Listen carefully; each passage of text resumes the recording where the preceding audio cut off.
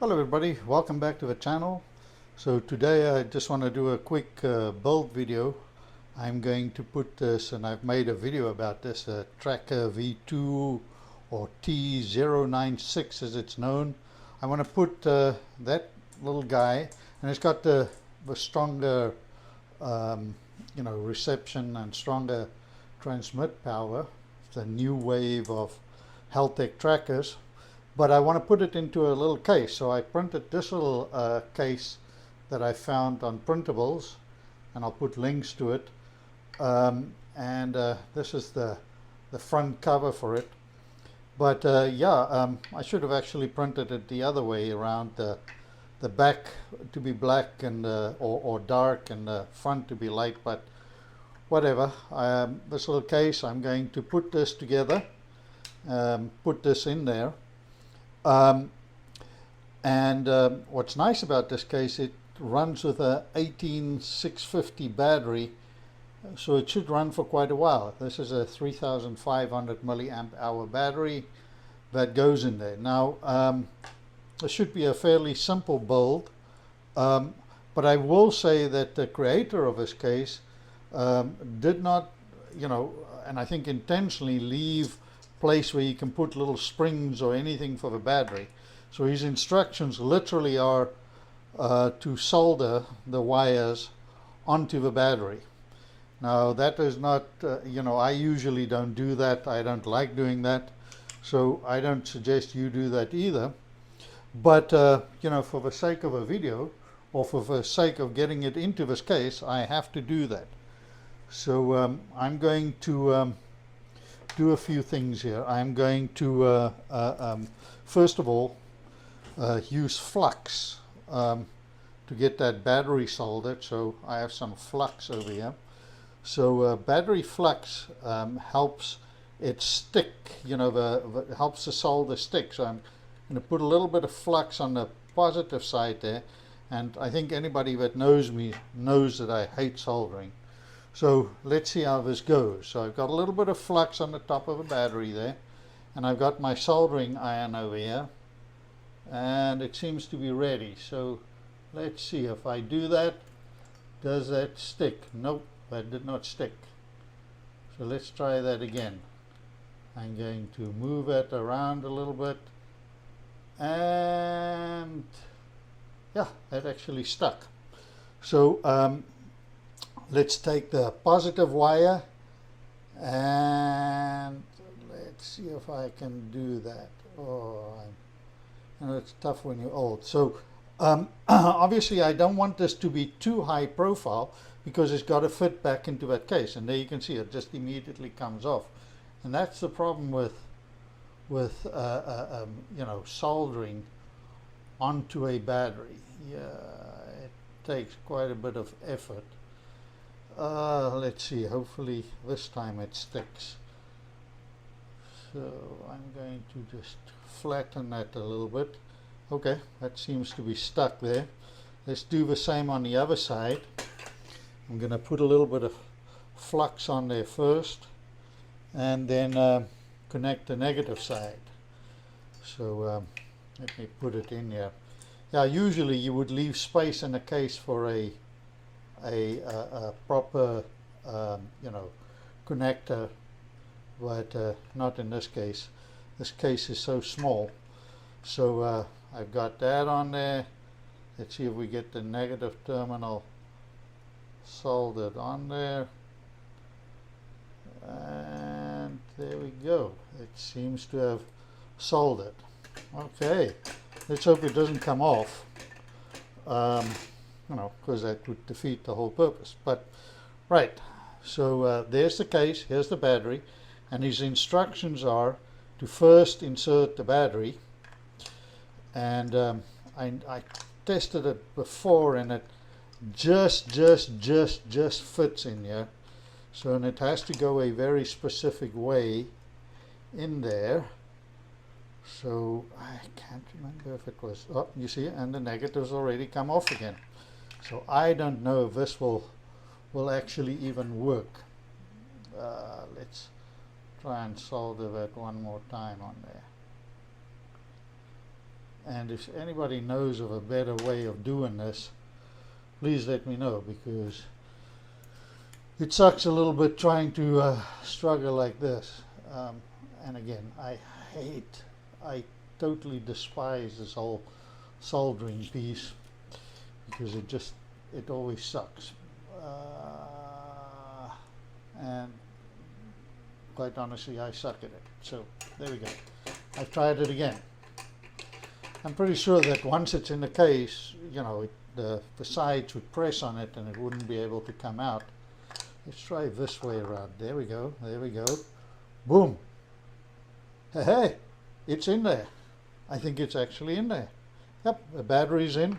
So his instructions is next to connect the antenna wire. And you can see that I've got the IPX connector on here, and I got this little pigtail extension. So I'm going to connect that up. There's a little hole for it, and that's on the print. I'll put the print in the of course in the video description. So let me see. That goes through. There we go. That goes through there.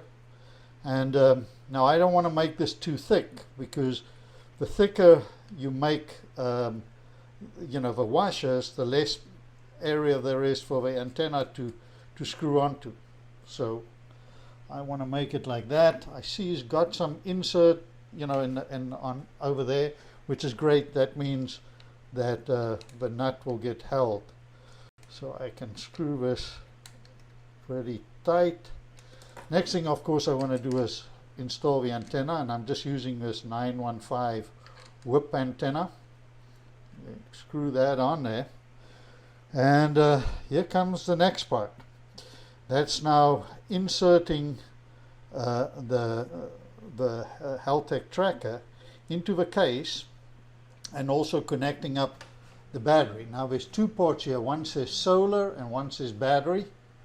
If you look closely there, you'll see there's a solar and a battery, and I'm going to connect it, of course, to the battery. These are the wires that came with it, and we'll see where it says loading. I think I've got MeshCore loaded on this guy, right? And now I want to insert all of this into the case. So I got to finagle the pigtail wire. And why did it die? It just died. Oh, there it is. No, it's there. It just went to sleep. Okay, I got to finagle this wire, and I got to get it in there into the USB-C port. We can see there, and then get this guy to go down. Let's see. I did play with it earlier, and it did seem to just fit, but nope, not today, not again.